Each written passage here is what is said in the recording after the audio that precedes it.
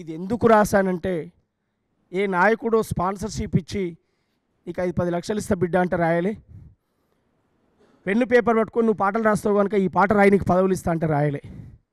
నా నరనరం నా రక్తం మరిగి రాశాను.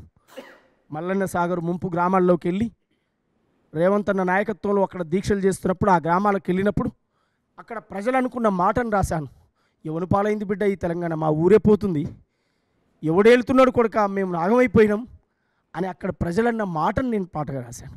వారి కన్నీళ్లను కష్టాలను అమ్మా మన ఊరు ఆగమైందే ఆగమైందే, మల్లన్న సాగరులో మునిగిపోయిందే మునిగిపోయిందే, అమ్మా మన ఊరు ఆగమైందే ఆగమైందే, మల్లన్న సాగరులో మునిగిపోయిందే మునిగిపోయిందే.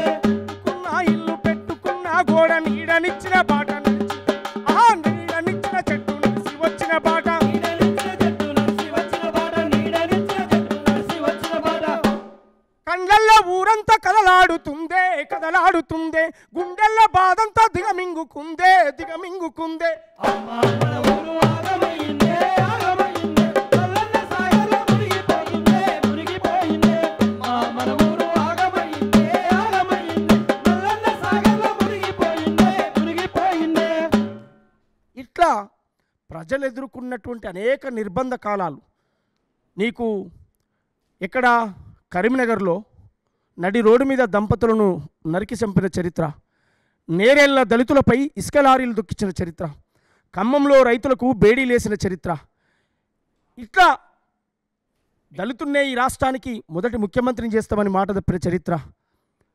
మెజార్టీ పీపుల్ అయిన మాదిగలకు ఒక మంత్రి పదవి లేకపోవడం అవమానంగా భావించి, మహిళలకు మంత్రి పదవి లేకపోవడం అవమానంగా భావించి, 3 ఎకరాల భూమి డబుల్ బెడ్రూమ్ ఇండ్ల జాడే లేకపోవడం అవమానంగా భావించి, మాట్లాడుకునే స్వేచ్ఛ లేకుండా ధర్నా చౌకునే రద్దు చేస్తే తెలంగాణలో ప్రశ్నించే గొంతుకలు ఏంటి, ప్రజల కోసం పోరాడే గొంతెట్లా అని చెప్పి ఆ రోజు రాసినటువంటి పాటలు. వద్దు వద్దురా ఓదరో నీ పాలనొద్దురా మాదరా, అవశంగాదురా ఓదరో నిన్ను మోయలేమురా మాదరా, నిజామురాజుల కాశ్మీర చెవిన కలగలిపి తని పాలనాయన. వద్దు వద్దురా ఏయ్! వద్దు వద్దురా వద్దు వద్దురా ఓదరో నీ పాలనొద్దురా మాదరా, ఇక వశం కాదురా ఓదరో నిన్ను మోయలేమురా మాదరా. ఆ రోజు జరిగినటువంటి అనేక విషయాల మీద ప్రజా సమస్యలు ప్రశ్నించే గొంతుకలుగా రాసి పాడాం. ఆ పరిపాలన పోయింది. మేం కోరుకున్న, ప్రజలు కోరుకున్న ప్రజాపాలన వచ్చింది. ఇనుప కంచెలు పోయినాయి, గడిల గేట్లు పోయినాయి.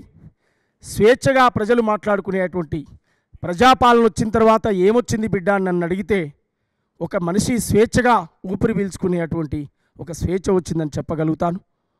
75 ఏండ్ల స్వాతంత్రంలో కేవలం ఓట్లేసే యంత్రాలుగా మారిన నా బీసీలు, మెజార్టీ ప్రజలైనటువంటి నా బీసీలు, వాళ్ళ కులమేందో జనమేందో ప్రభుత్వంలో లెక్కలే లేవు.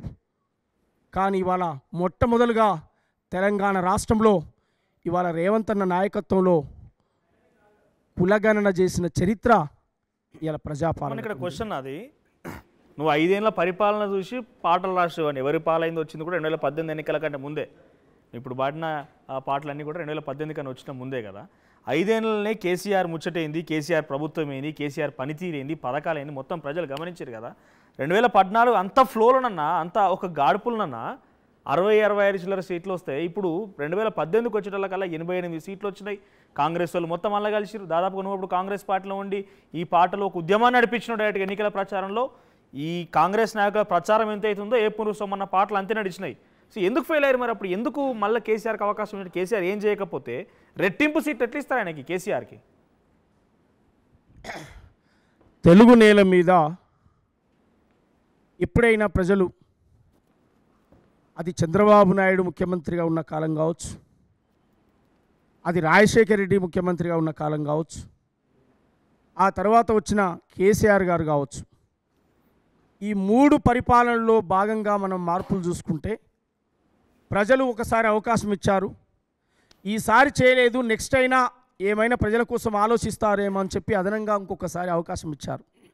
అట్లా మనం చంద్రబాబు నాయుడు 2 సార్లు ఉమ్మడి రాష్ట్రానికి ముఖ్యమంత్రి అయ్యిండు, రాజశేఖర రెడ్డి గారు 2 సార్లు ఉమ్మడి రాష్ట్రానికి ముఖ్యమంత్రి అయ్యిండు. తెలంగాణ రాష్ట్రం వచ్చిన తర్వాత కూడా కేసీఆర్ గారికి కూడా ప్రజలు అదే అవకాశం ఇచ్చారు.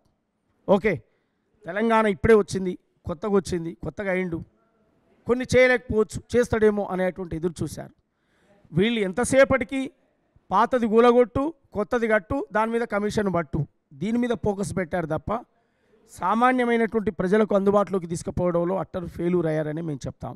ఎందుకంటే ఉద్యమ కాలంలో వచ్చిన అనేక డిమాండ్లు కేసీఆర్ నోట అనేక సభల్లో మనం విన్నాం. ప్రజలకి ఈ కష్టం ఉందని ఆయనే మాట్లాడాడు. మూసి ప్రక్షాళన కావచ్చు, భూముల సమస్య కావచ్చు, నిరుద్యోగ సమస్య కావచ్చు, ప్రధానంగా నీళ్లు, నిధులు, నియామకాలు 3 ఎజెండాలతో తెలంగాణ ఉద్యమం సాగింది. 14 ఏళ్ల తన ప్రాక్టీస్లో, 14 ఏళ్ల ఆయన జీవితం, ఆయన తెలంగాణ ఉద్యమ కాలంలో 14 ఏళ్ళు ప్రజలతో ఆయన మమేకమై తిరిగినటువంటి కాలం కదా. మరి ఆయనకు అన్ని విషయాల పట్ల అవగాహన ఉంది. 2 సార్లు ఈ రాష్ట్రానికి ముఖ్యమంత్రి అయ్యే అవకాశం వచ్చినా కావాలని కొన్ని వర్గాలను నిర్వీర్యం చేసి కూర్చోబెట్టాడు, కావాలని కక్షపూరితంగా. ఇవాళ ముఖ్యంగా దళిత సామాజిక వర్గంగా, ఒక మాదిగ సామాజిక వర్గంగా నిలువున ముంచడమే కాదు, నిండు సభలో ఆ ఉద్యమాన్ని నడిపే నేతను మందకృష్ణ మాదిగను బరాబరి అణచివేస్తాం, అరెస్టు చేస్తామని చెప్పి జైల్లో పెట్టేటువంటి ఒక క్రూరమైనటువంటి ఆలోచనలు. ఎందుకు? మా జాతికి మంత్రి పదవి ఏదైనా అడిగినందుకు తప్ప, దళితులకు ముఖ్యమంత్రి ఇస్తామని అడిగినందుకు తప్ప, మా దళితులకు 3 ఎకరాల భూమి నువ్వే ప్రకటించినావు కదా, ఎన్నికల ఎజెండా అది అమలు చేయని అడిగినందుకు తప్ప.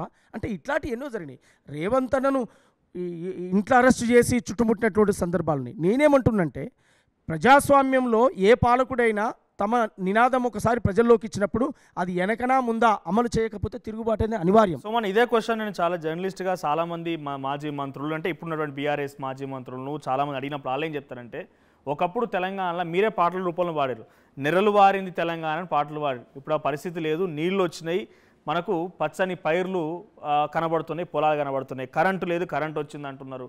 అంతో ఇంతో కొంత అన్ని సామాజిక వర్గాలు న్యాయం చేసినాం, గొర్రెలు ఇచ్చినామన్నారు, బర్రెలు ఇచ్చినామన్నారు, యూనివర్సిటీని బాగు చేసినామన్నారు. ఇవన్నీ మాటలు బీఆర్ఎస్ వాళ్ళు చెప్తారు కదా. మరి నిజంగా ఒక రకంగా చూస్తే అప్పటికిప్పుడు మార్పు అయితే కనిపించింది కదా. కేసీఆర్ మార్పు ఏం లేదంటావు ఇలా?